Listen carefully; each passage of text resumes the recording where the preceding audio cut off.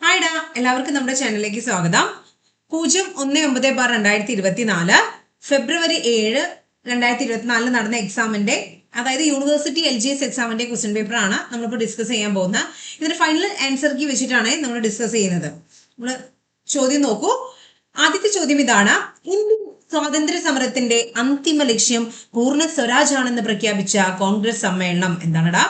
അന്തിമ ലക്ഷ്യം പൂർണ്ണ സ്വരാജ് ആണെന്ന് പ്രഖ്യാപിച്ച കോൺഗ്രസ് സമ്മേളനം ഏതാണ്? അതേതാണടാ? അത് ഓപ്ഷൻ എ, ലാഹോർ കോൺഗ്രസ് സമ്മേളനമാണ്. 1929 നടന്ന ലാഹോർ കോൺഗ്രസ് സെഷനിലാണ് നമ്മൾ ഉറപ്പിച്ചു പറയുന്നത് എന്താണ്? ഇന്ത്യൻ സ്വാതന്ത്ര്യ സമരത്തിന്റെ അന്തിമ ലക്ഷ്യം പൂർണ്ണ സ്വരാജ് ആണെന്ന് പ്രഖ്യാപിക്കുന്നത്. അതായത് നമുക്ക് ഡൊമിനേറ്റ് സ്റ്റാറ്റസ്, പുത്രികാ രാജ്യ പദവി ഒന്നുമല്ല നമ്മൾ പ്രതീക്ഷിക്കുന്നത്. നമ്മുടെ ഇന്ത്യൻ സ്വാതന്ത്ര്യ സമരത്തിന്റെ അന്തിമ ലക്ഷ്യം പൂർണ്ണ സ്വരാജ് ആണ്. നമുക്ക് സ്വാതന്ത്ര്യം എന്നുള്ളതിന്റെ അപ്പുറത്തേക്ക് മറ്റു ലക്ഷ്യങ്ങളൊന്നുമില്ല എന്ന് പ്രഖ്യാപിച്ച കോൺഗ്രസ് സമ്മേളനമാണ് 1929 ലാഹോർ കോൺഗ്രസ് സമ്മേളനം. രണ്ടാമത്തെ ചോദ്യം: ഗാന്ധിജിയുടെ നേതൃത്വത്തിൽ ഇന്ത്യൻ നാഷണൽ കോൺഗ്രസ് നടത്തിയ ആദ്യത്തെ ദേശീയ പ്രക്ഷോഭം ഏതാണ്? ഗാന്ധിജിയുടെ നേതൃത്വത്തിൽ INC നടത്തിയ ആദ്യത്തെ ദേശീയ പ്രക്ഷോഭമാണ് ഓപ്ഷൻ ബി ആണ്, നിസ്സഹകരണ സമരം. ഫോർവേഡ് ബ്ലോക്ക് എന്ന രാഷ്ട്രീയ പാർട്ടിക്ക് രൂപം നൽകിയതാരാണ്? ഫോർവേഡ് ബ്ലോക്ക് എന്ന സ്വാതന്ത്ര്യ സമര കാലത്തുണ്ടായിരുന്ന ഒരു രാഷ്ട്രീയ പാർട്ടിയാണ് ഫോർവേഡ് ബ്ലോക്ക്. ഈ ഫോർവേഡ് ബ്ലോക്ക് എന്ന രാഷ്ട്രീയ പാർട്ടിക്ക് രൂപം നൽകിയ വ്യക്തിയാണ് സുഭാഷ് ചന്ദ്രബോസ്. ആരാണ് ഉത്തരം വരുന്നത്? സുഭാഷ് ചന്ദ്രബോസ്.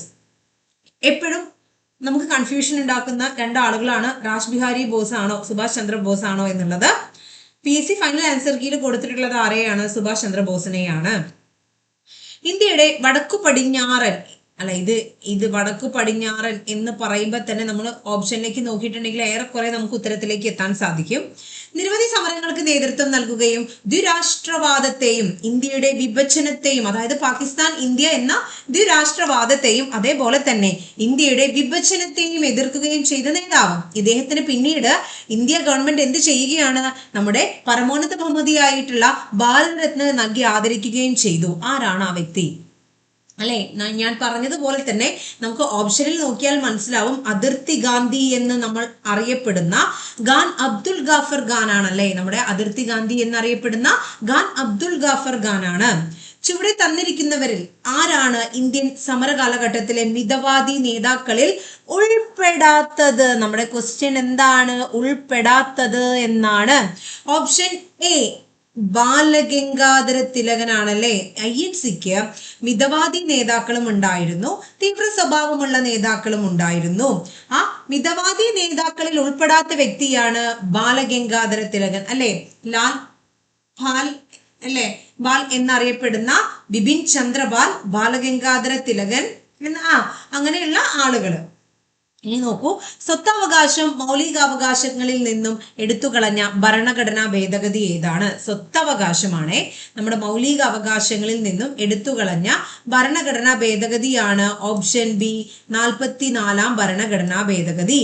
ഇവിടെ വളരെ പ്രധാനപ്പെട്ട മറ്റൊരു ഭേദഗതിയാണ് 42-ാം ഭരണഘടനാ ഭേദഗതി. നമ്മുടെ മിനി കോൺസ്റ്റിറ്റ്യൂഷൻ, ചെറു ഭരണഘടന എന്നൊക്കെ അറിയപ്പെട്ടിരുന്നത് 42-ാം ഭരണഘടനാ ഭേദഗതിയാണ്. എന്നാൽ സ്വത്തവകാശം നമ്മുടെ ഫണ്ടമെന്റൽ റൈറ്റ്സിൽ നിന്ന് മാറ്റിയിട്ടുള്ള ഭരണഘടനാ ഭേദഗതി, അതൊരു നിയമാവകാശമാക്കി മാറ്റിയ ഭരണഘടനാ ഭേദഗതി, അത് 44-ാം ഭേദഗതിയാണ്. സംസ്ഥാനങ്ങളിലെ ഏറ്റവും ഉയർന്ന കോടതി ഏതാണ്? എ സുപ്രീം കോടതിയുണ്ട്, ബി ജില്ലാ കോടതിയുണ്ട്, സി ഹൈക്കോടതി, ഡി മജിസ്ട്രേറ്റ് കോടതി. ഏതാണ് സ്റ്റേറ്റിലെ ഏറ്റവും ഉയർന്ന കോടതി? അത് ഹൈക്കോടതിയാണ്. എന്നാൽ ഇന്ത്യയുടെ പരമോന്നത കോടതി, ഏറ്റവും ഉയർന്ന കോടതി ചോദിച്ചാൽ അത് സുപ്രീം കോടതിയാണെന്ന് പഠിക്കുക. എന്നാൽ സംസ്ഥാനങ്ങളിലെ ഏറ്റവും ഉയർന്ന കോടതി ഹൈക്കോടതിയാണ്. അതിന്റെ താഴെയാണ് ജില്ലാ കോടതിയും മജിസ്ട്രേറ്റ് കോടതിയും വരുന്നത്. എട്ടാമത്തെ ചോദ്യം: ഭരണഘടനാ ഡ്രാഫ്റ്റിംഗ് കമ്മിറ്റിയുടെ അധ്യക്ഷൻ ആരായിരുന്നു? ആരാണ്? ഒരുപാട് പ്രാവശ്യം PSC പ്രിലിമിനറി എക്സാമുകളിലൊക്കെ ചോദിച്ചിട്ടുള്ള ചോദ്യമാണ്. ഭരണഘടനാ ഡ്രാഫ്റ്റിംഗ് കമ്മിറ്റിയുടെ അധ്യക്ഷൻ BR അംബേദ്കർ ആണ്. ആരാണ്? BR അംബേദ്കർ ആണ്. എന്നാൽ ലക്ഷ്യപ്രമേയങ്ങൾ അവതരിപ്പിച്ചത് ആരാണ്? ഭരണഘടനാ കമ്മിറ്റിയിലെ ലക്ഷ്യപ്രമേയങ്ങൾ അവതരിപ്പിച്ച വ്യക്തിയാണ് ജവഹർലാൽ നെഹ്റു. ആരാണ്? ജവഹർലാൽ നെഹ്റു. ലോകത്തിലെ ഏറ്റവും വലിയ എഴുതപ്പെട്ട ഭരണഘടനയുള്ള രാജ്യം ഏതാണ്? ഏറ്റവും വലിയ എഴുതപ്പെട്ട ഭരണഘടനയുള്ള രാജ്യം ഏതാണ്? അത് നമ്മുടെ ഇന്ത്യയാണ്. ലോകത്തിലെ ഏറ്റവും വലിയ എഴുതപ്പെട്ട ഭരണഘടനയുള്ള രാജ്യം ഇന്ത്യയാണ്.